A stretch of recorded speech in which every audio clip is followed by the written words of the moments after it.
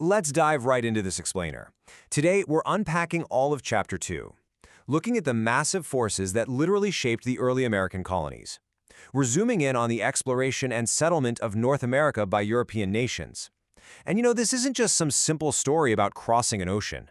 It's a really complex narrative of how the English, Dutch, French, and Spanish established these footholds that would permanently, totally alter a continent. Now, as we go through this, I want you to keep this central question in the back of your mind. What effect did Europeans really have on the area of North America that became the American colonies? We're going to unravel this historical puzzle together, and by the end, you'll see just how deep and lasting those effects truly were. So, here's our game plan for today. We're hitting 5 main areas. First, the early settlement impact. Second, Jamestown's economy and slavery. Third, religion in New England. Fourth, Pennsylvania's Quaker experiment. And finally, indigenous cooperation and conflict. Let's get to it. All right, Section 1, the early settlement impact. You see, European nations were definitely not a monolith. Notice the really diverse motivations here. Some folks were after immense wealth and new land, right? While others were desperately searching for religious freedom. But honestly, regardless of their specific reasons for packing up and braving this incredibly dangerous ocean voyage, their arrival set off a chain reaction. And that reaction had massive, permanent consequences on the North American landscape and the people who were already living there. Moving on to Section 2, Jamestown, focusing on economics and slavery. Let's zero in on Jamestown, Virginia for a second. It was the first permanent English settlement in North America, but man, its survival was definitely not guaranteed. It ultimately survived, and actually thrived, under the leadership of John Smith and the introduction of profitable agrarian plantation crops. And this brings us to a super important concept, the cash crop. Unlike crops you just grow to feed your own family, a cash crop is grown specifically to be sold for profit. This single massive shift completely reshaped the colony's economic destiny. So, how did this economic shift actually play out on the ground? Well, step 1 was the introduction of private land ownership in Jamestown. Instead of communal farming, individuals actually began to own their own plots of land. Step 2 was a natural result of that, a transition toward early capitalism. This meant resources and businesses were privately owned and prices weren't just dictated by the government. It was an incredibly vital stepping stone toward the capitalist economic system we know today. But here's the catch. To grow all these cash crops, you need labor, and a lot of it. Initially, these huge plantations relied on a system called indentured servitude.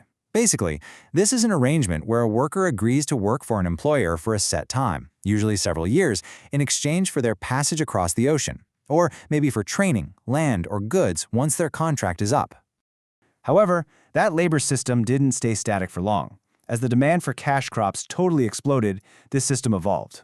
To maximize plantation profits and secure a permanent hereditary workforce, the colonies saw the introduction and rapid expansion of slavery. This was a brutal transition that fundamentally altered the entire social and economic fabric of colonial Virginia, embedding slavery deeply into the region's DNA.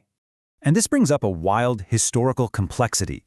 At the exact same time that slavery was being introduced, literally stripping freedom away from countless individuals, the colony was also establishing this vital practice of representative government.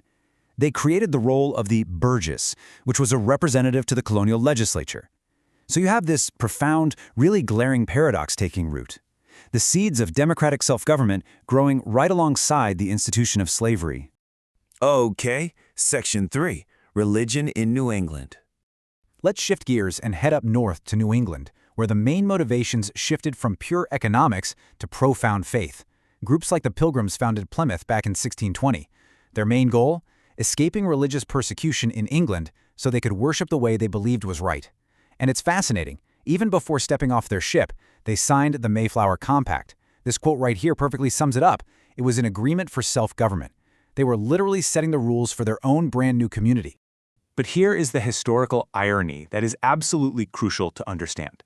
While groups like the Puritans founded the Massachusetts Bay Colony to escape the strict laws of the Church of England, their reality looked very different. Instead of creating this open haven for all religious beliefs, they established communities with incredibly strict religious intolerance. They had literally escaped persecution only to turn around and become the persecutors of anyone who didn't align with their very specific views. And this intolerance wasn't just some informal social norm. It was written right into the law. It led them to literally banish people who dissented. And to banish means to require by law to leave a place. So if you disagreed with the Puritan religious leaders, you weren't just given the cold shoulder. You were legally forced out into the harsh, unforgiving wilderness. Take a look at this depiction of Anne Hutchinson's standing trial.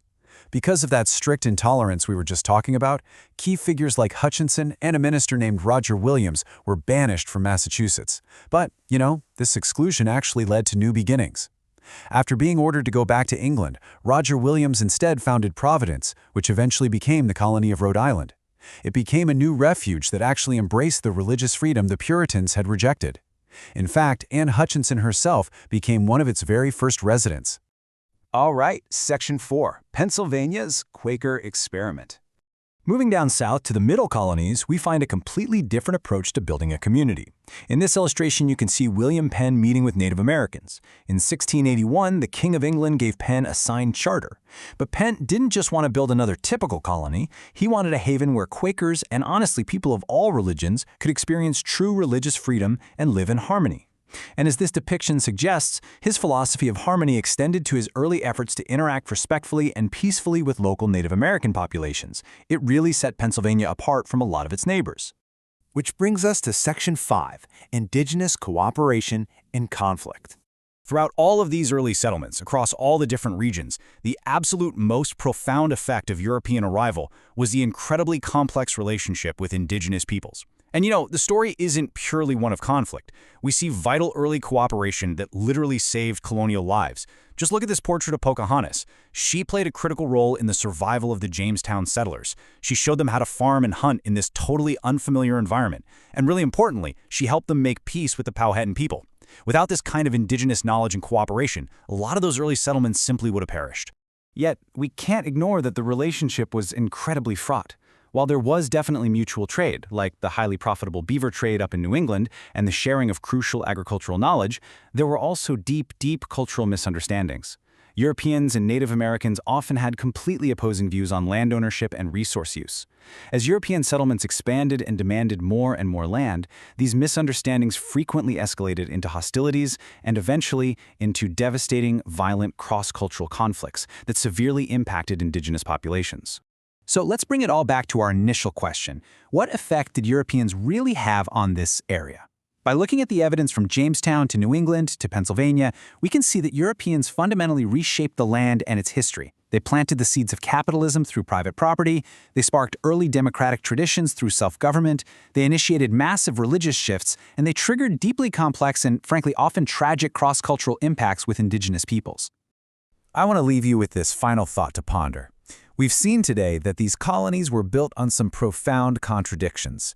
You have people seeking religious freedom while simultaneously establishing strict intolerance. You have colonies demanding liberty and representative government while actively introducing and expanding human slavery. So, how do these contrasting foundations, built centuries ago, continue to echo and shape our world today? Thank you so much for joining me for this explainer, and keep exploring these fascinating layers of history.